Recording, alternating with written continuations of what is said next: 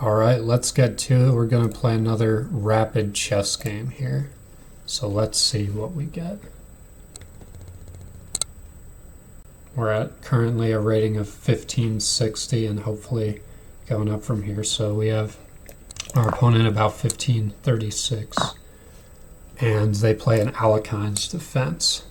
So the response to this to try to gain like the most advantage is pushing e5, and usually the knight moves to d5 here. Knight to e4 is actually, I don't think it's a book move. It says Mokel, some weird variation here. So I've seen players like maybe sometimes try to sacrifice and like use it as a gambit. We're gonna play. All right.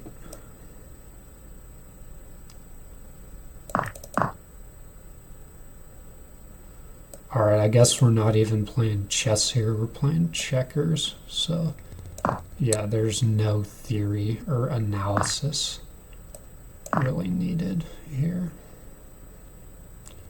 I guess we're not even playing a serious game here. All right, so I'm still gonna try to like maximize my advantage and open lines towards the king here and act like this is like a normal game here, but we'll have like a serious advantage. So probably their plan here is to fianchetto the bishop. So what we can do, we can play bishop c4 and then maybe queen to e2 to protect the pawn here upon them fianchettoing here. And we'll have serious development advantage and control of the center.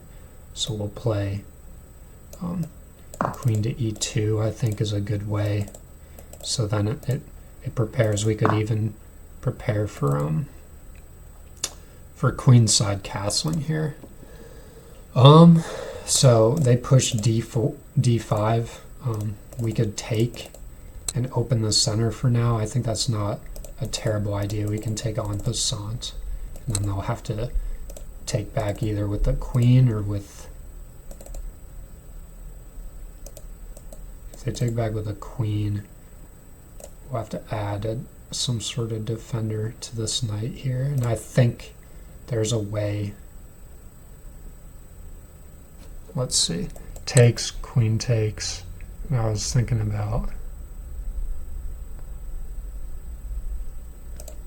I mean, yeah, we can just take.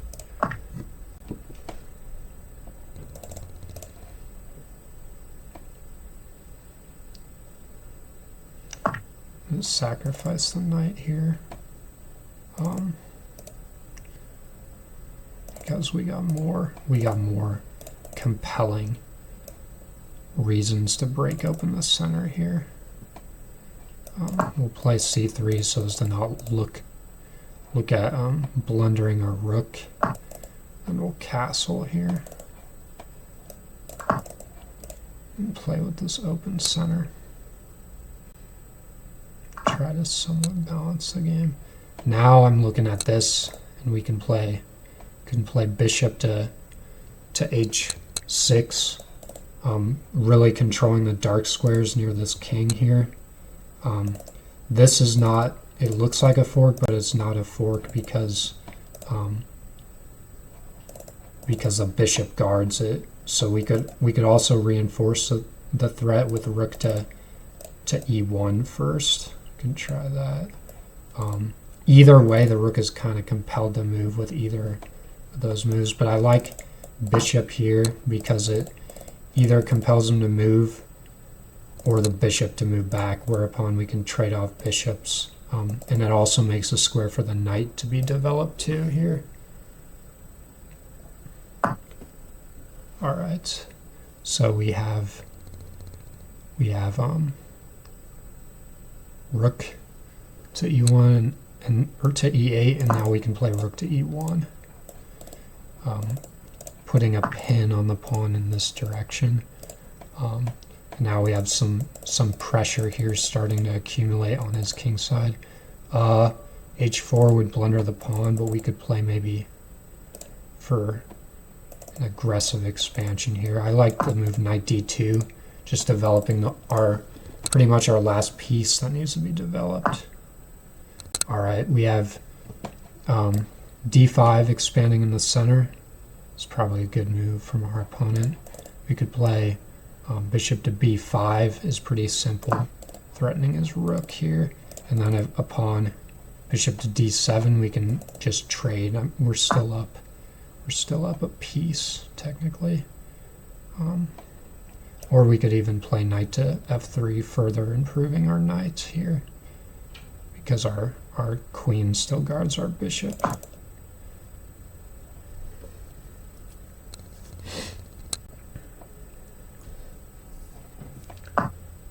Okay, we have e5 expanding in the center. And now we can probably finally bring our last rook into the action. He is starting to develop kind of more central control than we are. So we're going to have to look for ways to kind of counteract that here. But if he pushes e4, we have other spots we can go to for our knight, such as the d4 square. So we're not too worried about the center control. I mean, the key fact of the game is that we're still up significant amount of material here. So we'll use that to our advantage. Now, we don't have to get wild and sacrifice our queen for these two pieces here, and we don't want to take on c6 probably. So what can we do to start adding pressure to the center here? We can maybe play c4, but he pushes d4, and we probably don't want to keep the center closed. So is there another way we can set up, I guess, a way to open the center here, because we just have more pieces of material? We can actually trade and move our queen to a6. Is not a bad idea. And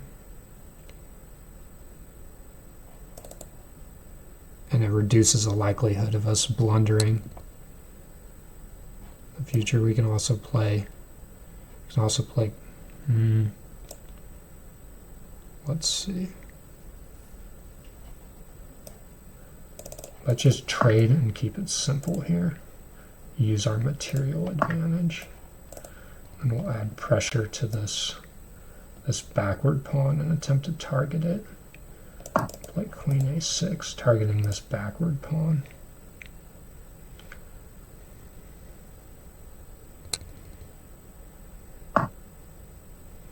All right, we have queen to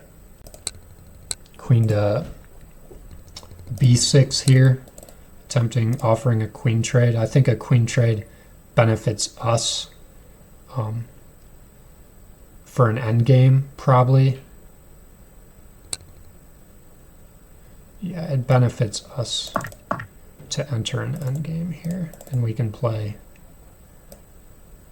a3 here to guard this pawn from the rook, looking at how the board changed. And then we're going to look to either add an attacker to this piece or just improve our pieces.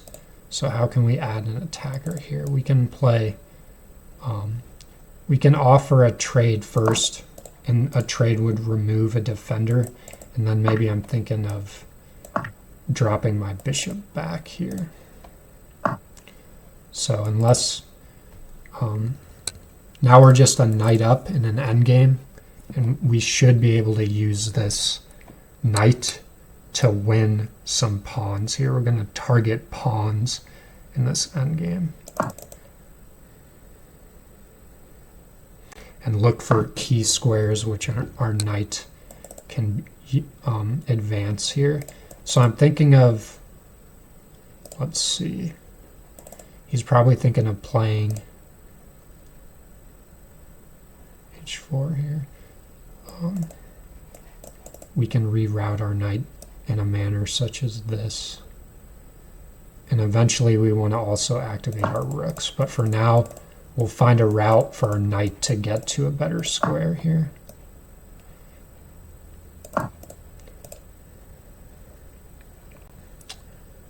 I think is the primary thing I'm concerned with, and that also frees up room for our pawns to be pushed here.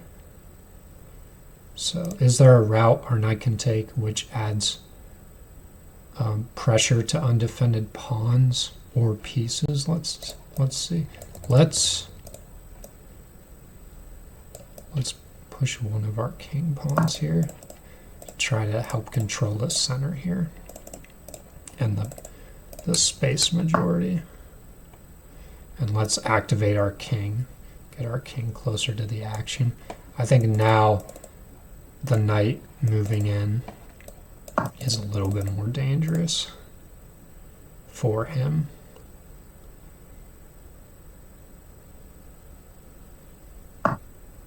Okay, so now we have a knight check, but it doesn't do much here because his king moves and kicks our knight away. Can it go away to a more useful square? It might be able, let's see, you might be able to use this pin. So knight checks, king check, he moves back defending this pawn, and we're using the pin, but however we might not be using it in a useful way yet. So we'll move g3 here, adding a little bit more control to this pawn storm coming on this side of the board. And now this would allow a pawn advance, but also frees up this square for our knight, which could be a key square here. The question is, do we want to actually, let's do it. Let's do it because we can use this pin again from his king in the center here. And now he gets an open file, but so do we. So we both get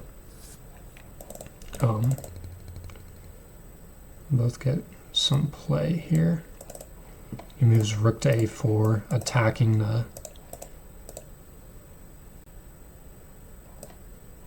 king and the board from the flank side. So we'll move here because we don't want to blunder the pawn if we advance it here. And now let's offer a rook trade here.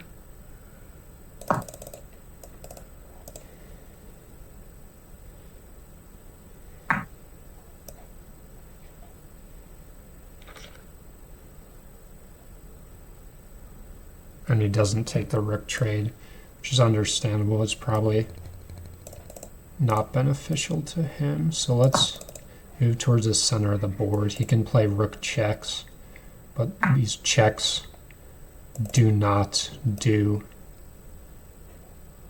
too much here.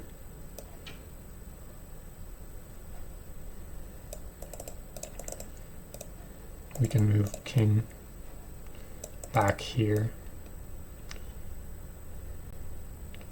Let's see. Let's move king here first.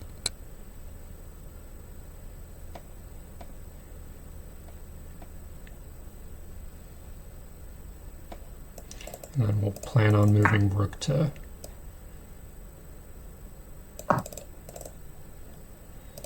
if he checks here with either, we'll move here.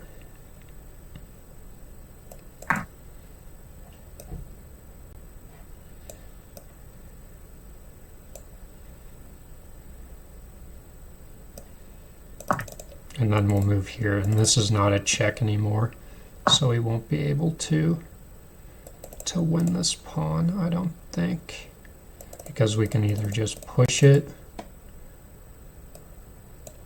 and then create our own threats here.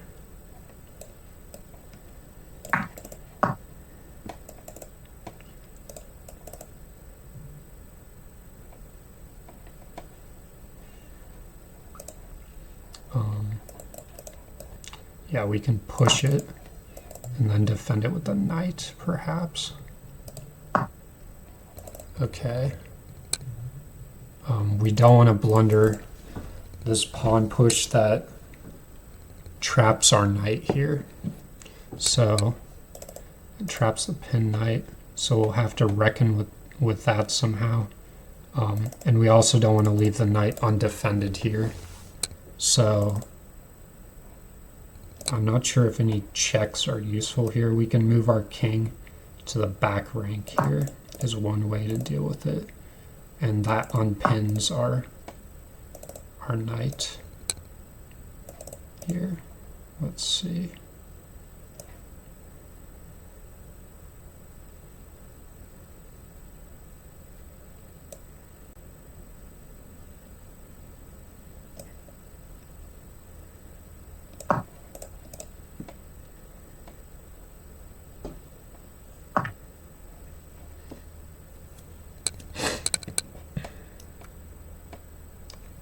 And we want to make sure this pawn does not advance and eventually promote here. So let's play.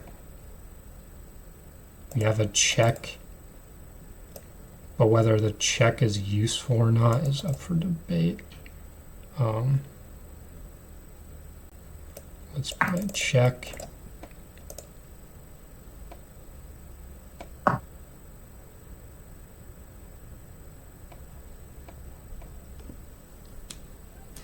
And let's find a way to try to ensure this pawn does not promote here.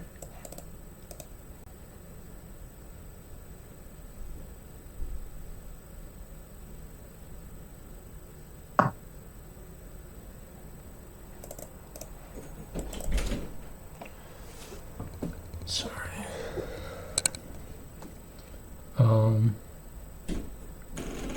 Let's play.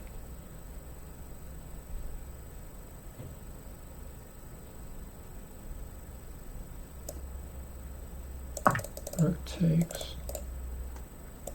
and then pawn. Let's see.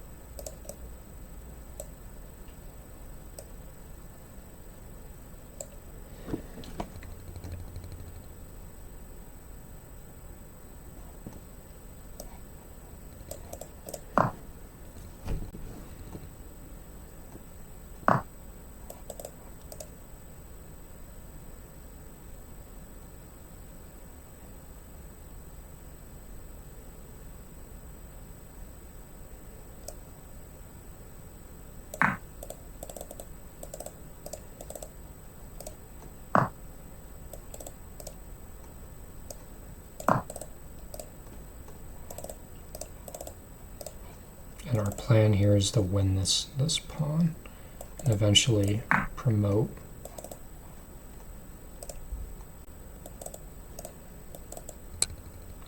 A passed pawn here.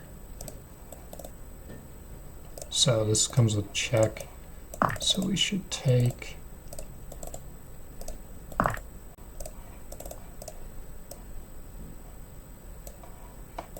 We want to take this pawn.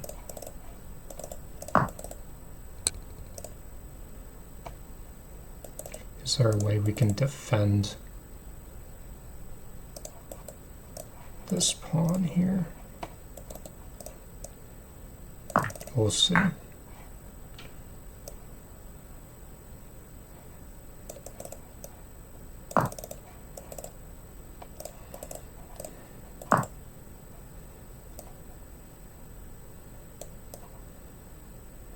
I believe this is the correct square.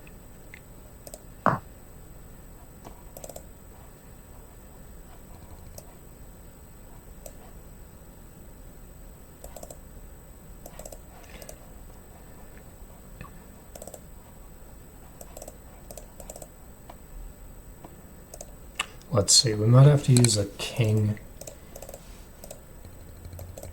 have this fork, but then his king is in time to catch our pawn. So we might just have to take a draw here.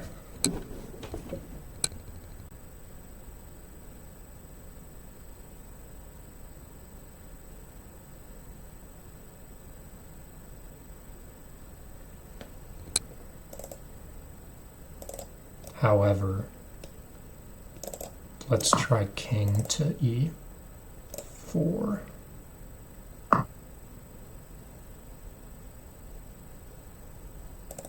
Because now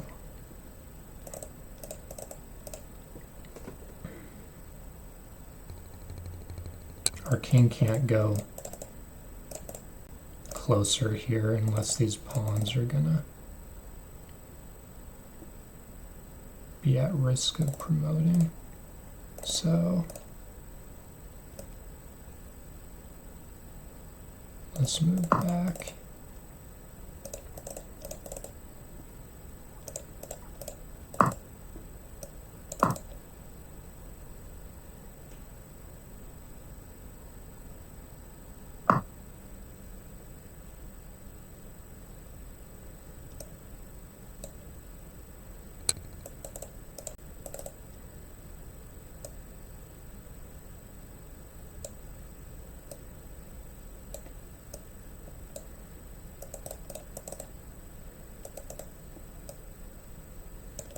Let's see here, here,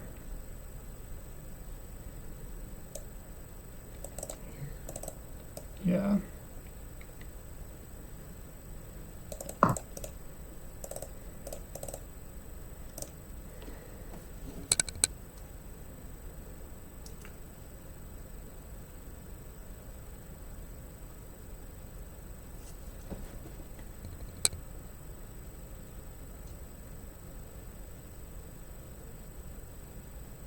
I think this game is theoretically a draw, so we'll accept the draw offer.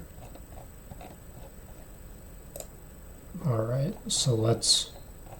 I don't think there's even much to analyze with this game. I mean, I played the game kind of quickly because I was annoyed.